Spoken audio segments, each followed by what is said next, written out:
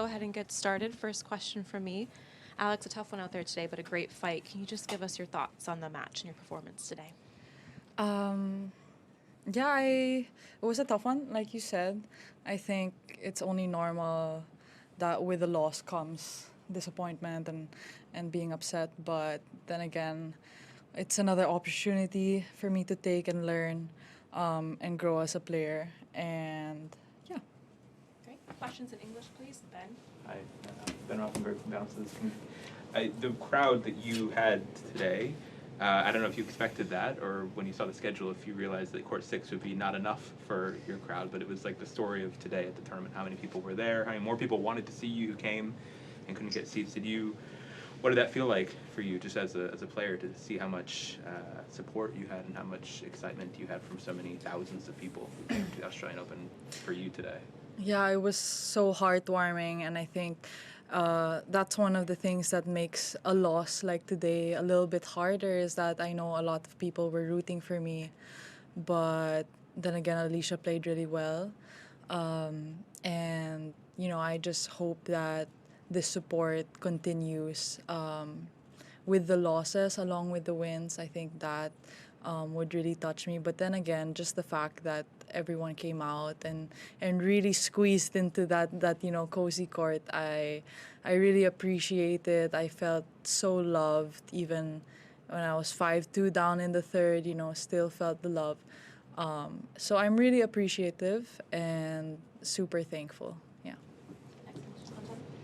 Having such a big crowd for you, does that help you during the match, or does that put more pressure on you? And is it something you still need to learn to deal with? Yeah, it's a process to take it all in.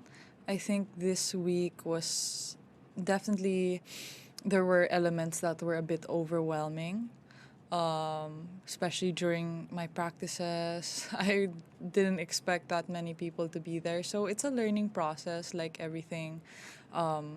Losses are is part of the learning process. The trainings are part of a learning process. So I'm just trying to take it in. I'm still young, 20, so learning how to deal with all of this attention, but then at the same time being grateful. Yeah.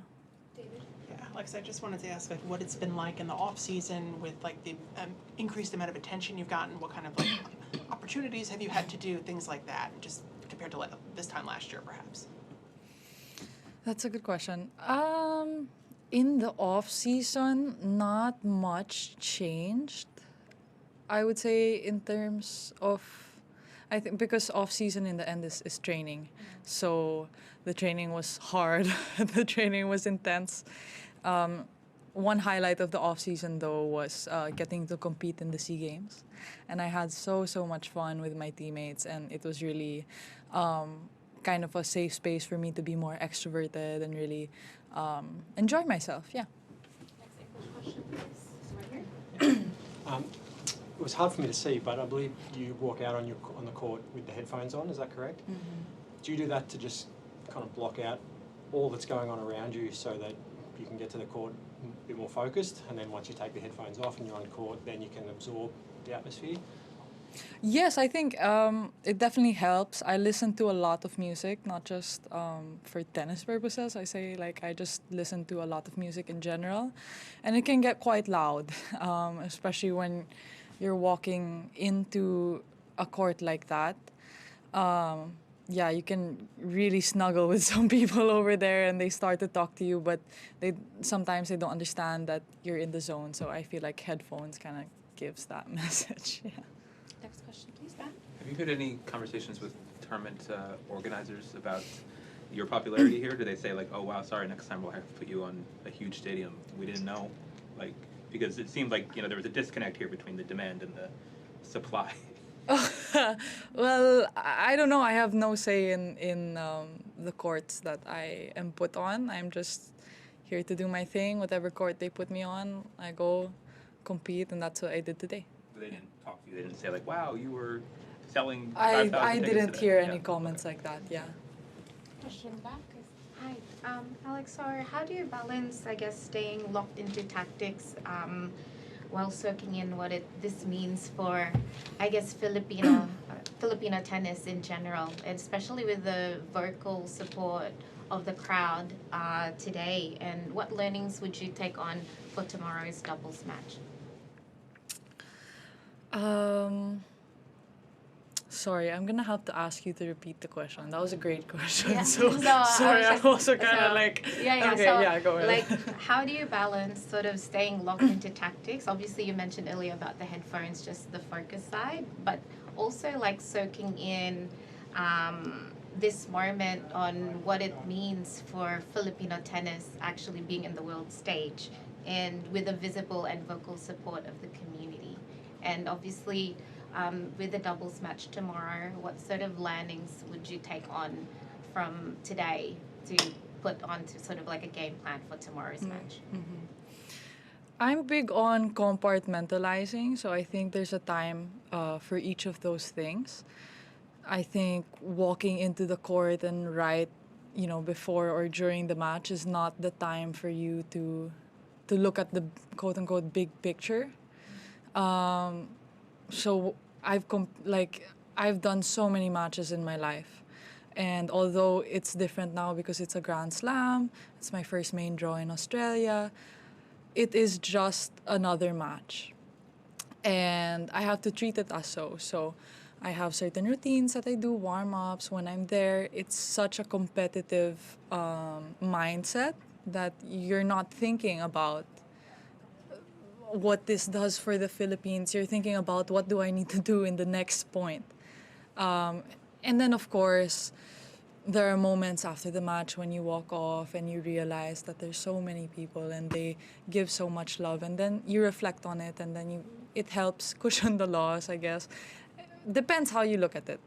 But then, or certain moments when I'm with my family and we talk about kind of how much we've grown and the journey leading up to this. Those are the types of moments that you can look back and say, wow, there's a lot of people today. And I guess the learning for doubles is just,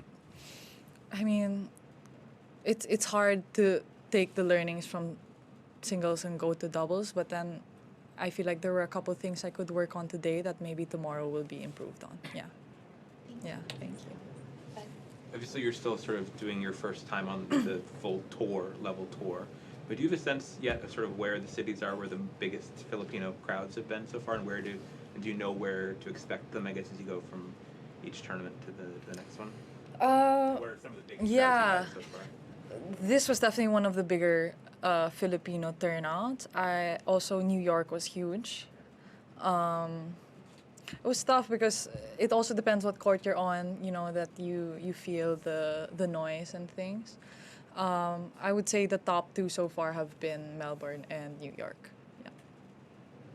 And then just globally, do you have a sense of, I'm not trying to give you an ego here, but like if you look at the numbers on YouTube for like the pre-tournament press conferences, how much people watch them? Yours is at like 170,000. Okay. And then like everyone else is like under 40,000, like Djokovic, Alcaraz, Oh, Sabalenka. okay. Like you're like in a league of your own in the numbers. I would say And so. I'm just wondering if you have any sense of like sort of how notable and how surprising and big, it's been. There's like numbers that can prove this. It's not just sort of opinion. It's like the turnout for you has been. Yeah, I guess huge. I haven't really thought about it. I haven't seen those numbers. So, then again, like I said in the last press conference, taking everything with a spoonful of gratitude. I am nowhere near the leagues of course, the greats, Djokovic, and then now Sabalenka and Alcaraz and all of these people. I have so much respect for them, and I think everyone does. But yeah, I like to think that I have a following for a reason. And I like to think that the impact that I've had and the platform that I've built has a positive effect on a certain demographic and my demographic. So I guess this is one of the moments that I can reflect on what this means for Philippine tennis. I'm the only Filipina in the draw this year. I'm the only Filipina that's ever been in the draw, I think. So there are positives to take away, and like I said, so much gratitude and super thankful. Yeah. Last English question. Oh, English. I'll reserve the switch Tagalog. We'll yeah. switch later. All right, we'll switch to national language questions, please. Do you want to kick us off? Yes. So, Alex, Tagalog naman tayo ngayon. Ano yung masasabi mo na sabi ng mga tao na ikaw daw ang bagong Manny Pacquiao ng Pilipinas? Oh my God! Hindi naman gano'n. Iba naman si Manny Pacquiao. I think nasa ibang level na siya. I mean, naaalala ko pag may laban si Manny, talagang parang bakasyon yung mga tao, hindi pumapasok, and then yung buong pamilya nasa bahay, may lechon, may popcorn. So, sa tingin ko, medyo malayo pa ako. Yeah. Yes, go ahead. Alex, you have been very vocal na you want to inspire the kids sa Philippines in terms of tennis. Madami nanood ngayon, Filipino kids, about your match. Ano yung gusto mong makuha nila doon sa match mo? And also, even back home, na maraming nanonood sa mga bata. Yung gusto ko sanang kunin nila or yung makita nila sa akin is yung lalaban hanggang dulo.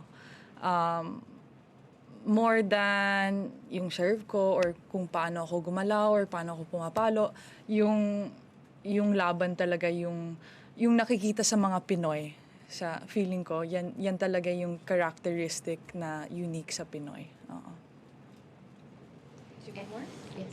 And Alex, dahil nga ikaw parang, okay, hindi pa Manny Pacquiao, pero papunta na doon, sabihin natin. Ano yung parang nakikita mo sa sarili mo na palagi mo talagang, gaya ng sinabi mo, manalo man o matalo, pero tuloy pa rin yung laban. Saan ka kumukuha ng lakas para ituloy yun parate? At aside from all the technical things that you work on, ano talaga yung inner work na talagang kung bakit ka pinagkakaguluhan ng lahat?